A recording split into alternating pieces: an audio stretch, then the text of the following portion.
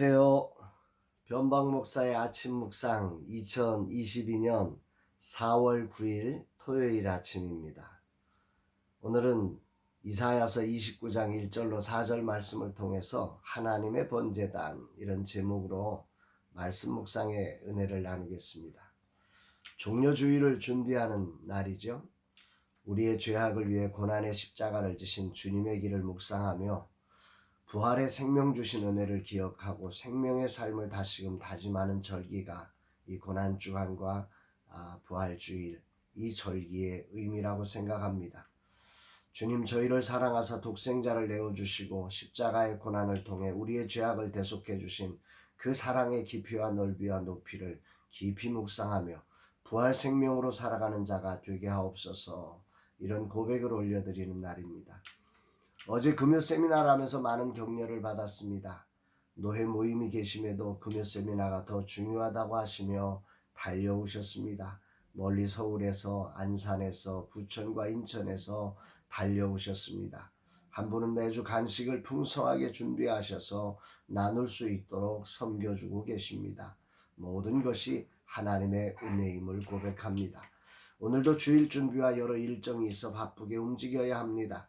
바쁨에 주님을 향한 소중한 마음이 느슨해지지 않도록 우선순위를 가지고 움직여야 함을 다시 한번 다짐하며 주님의 거룩한 복된 날을 준비하는 소중한 하루가 되기를 소망해 봅니다. 오늘은 어떤 말씀으로 인도하실까? 본문 이사야서 29장은 이사야에 나오는 31번째 예언의 말씀입니다.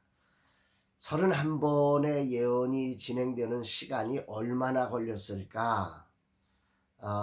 추측해 보기가 쉽지는 않습니다만은 그냥 하루에 하나의 예언만 이사야가 듣고 그것을 기록했다 하더라도 한 달 31일 동안 이 예언이 계속해서 하나님이 이사야 선지자에게 말씀하고 계시는 거 아니겠습니까?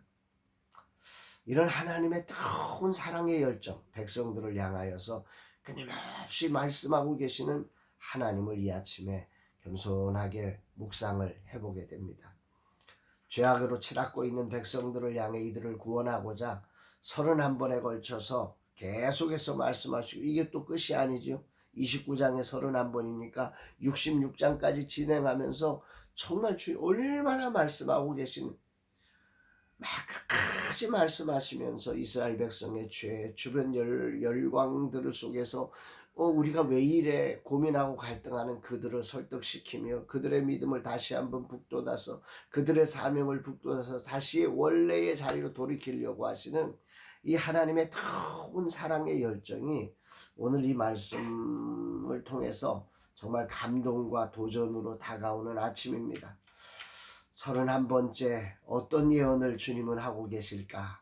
오늘 본문은 예언의 당사자가 누구이며 어떤 일이 있을 것인지를 예언하고 계십니다. 슬프다 아리엘이여 아리엘이여 해마다 절기가 돌아오려니와 28장에서 사마리아를 가리켜 에브라임의 교만한 면류관이라 칭하면서 그들의 죄악을 지적했던 선지자는 이제 예루살렘을 가리켜 다윗의 진친성읍 아리엘이라고 부르고 있습니다. 왜 이렇게 부르고 있을까요? 여기 아리엘은 뒤에 나오는 절기가 돌아오려니와 란 구절과 연결해서 보면 하나님의 번제단 이런 상징으로 학자들은 보편적으로 이해를 하고 있습니다. 예루살렘 성전의 이스라엘 백성들이 매년마다 3대 절기인 유월절, 오순절, 초막절을 율법을 따라 지키고 있었지 않습니까? 그런 예루살렘이기에 다윗이 진친, 다윗에 의해서 그 예루살렘 성이 온전히 자리를 잡게 되었으니까 다윗이 진친 성읍이라고 하며 아리엘이라고 하는 이 표현을 쓰고 있는 거죠. 그 아리엘을 향해서 하나님은 선지자를 통해서 슬프다 선언하십니다. 28장 표현으로 보면 화로다, 이 표현 똑같은 단어, 영어 단어로 보면 똑같은 단어입니다. 화가 있다, 화로다. 이 예루살렘에도 화가 선언되고 있습니다. 2절에 그 화가 도대체 무엇인지를 이렇게 설명합니다. 내가 아리엘을 괴롭게 하리니 그가 슬퍼하고 애곡하며 내게 아리엘과 같이 되리라. 해마다 절기가 돌아올 터인데, 그래서 예배해야 할 터인데 하나님께서 아리엘 즉 예루살렘을 괴롭게 하신다고 말씀하십니다. 그래서 슬퍼하고 애곡하며 아리엘과 같이 될 것이다, 이렇게 말씀합니다. 이게 도대체 무슨 말일까? 우선은 해마다 절기를 맞아서 예배하는 예루살렘이 화를 당해야 하는 이유가 뭐냐는 것이 가장 중요한 초점일 것입니다. 또 그런 심판의 결과가 아리엘과 같이 된다, 이 말은 또 무슨 뜻인가? 요 사실을 오늘 묵상에서 가장 중요한 해석되어야 될 부분입니다. 우선은 해마다 절기를 맞아서 예배하는 예루살렘이 왜 화를 당해야 하는가? 또 그런 심판의 결과가 아리엘과 같이 된다는 말이 무슨 뜻인가? 이 말씀을 우리가 한번 깊이 생각해 봐야 되는데, 하나님의 번제단은 제물을 태워 죄를 사하는 곳입니다.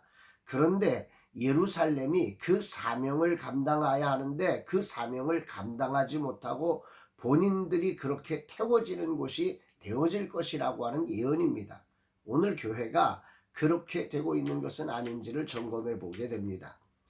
이 말씀을 묵상하면서 이사야서 1장 장면이 생각납니다. 이사야서 1장 11절로 12절에 보니까 여호와께서 말씀하시되 너희의 무수한 재물이 내게 무엇이 유익하뇨? 나는 수량의 번제와 살찐 짐승의 기름에 배불렀고 나는 숫송아지나 어린 양이나 수염소의 피를 기뻐하지 아니하노라. 너희가 내 앞에 보이러 오니 이것을 누가 너희에게 요구하였느냐? 내 마당만 밟을 뿐이니라. 이렇게 말씀하고 계십니다. 왜 예배를 드리는 백성이 화를 당해야 할까요? 그들의 예배는 하나님이 조금도 기뻐하지 않는 마당만 밟는 예배였기 때문이라고 하는 거죠. 이 부분이 오늘의 이사야 선지자를 통해서 심판이 화로다 선언되고 있는 예루살렘의 문제인 것입니다. 그들은 예배와 더불어 악을 행하여 심지어 하나님께서 내가 너희의 예배를 받는 걸 견딜 수가 없다고 말씀을 하실 정도였습니다.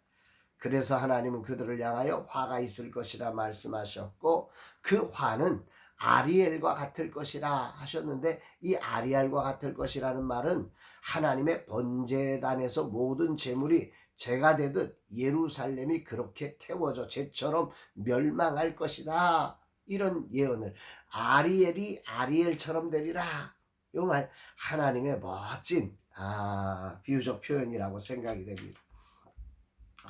하나님은 구체적인 심판의 모습을 이제 3절로 4절에 걸쳐서 또 말씀을 하십니다. 내가 너를 사면으로 둘러 진을 치며 너를 애워 대를 쌓아 너를 치리니 내가 낮아져서 땅에서 말하며 내 말소리가 나지키 티끌에서 날 것이라. 내 목소리가 신접한 자의 목소리같이 땅에서 나며 내 말소리가 티끌에서 짖거리리라. 현대인의 성경은 이 부분을 이렇게 번역을 하고 있습니다. 하나님이 예루살렘을 포위하여 공격할 것이므로 이 성에 사는 사람들의 목소리는 땅속에서 들려오는 유령의 목소리 같을 것이다. 하나님은 아수르와 바벨론을 통해서 이스라엘을 심판하셨죠. 그러나 그것이 친히 하나님이 하신 것이다, 내가 라고 하는 이 표현을 통해서 이 주권이 하나님께 있음을, 이 전쟁의 모든 소용돌이, 심판의 모든 과정, 회복의 모든 과정의 주권이 하나님께 있음을 분명하게 고백하고 있습니다. 그렇게 침략함으로 그들은 장기간 포위가 되었고 그 안에서 극도로 약해질 예루살렘을 여기에는 유령의 목소리와 같다, 이렇게 표현하는데 아주 잘된 번역이라고 생각합니다. 내 말소리가 티끌에서 짖거리리라. 먼지처럼 잘 들려지지 못하는 거죠. 힘이 없는 거죠. 오늘 주님은 무엇을 말씀하시는 것일까? 주일을 준비하는 날입니다. 주마다 주일이 돌아오지만 그날이 슬픔의 날이 될 수 있다는 사실을 깊이 묵상해 봅니다. 나의 예배가 그저 마당만 밟는 예배, 진정한 회개와 변화가 없는, 하나님이 견딜 수 없는 그런 예배자가 아닌지 돌아보게 됩니다. 주님, 종려주의를 준비하면서 내가 이렇게 심판받아 마땅한 죄인임을 다시금 고백하며 주님이 십자가를 지시고 죄악을 청산해 주지 않으면 아무런 희망 없는 자임을 겸손히 고백합니다. 이런 나를 위해 번제물이 되어 나의 죄악을 대속하신 주님의 은혜를 깊이 묵상하게 됩니다. 주님, 그렇습니다. 나는 주님의 보혈의 은혜가 없으면 단 1%의 구원 가능성이 없는 완전한 죄인입니다.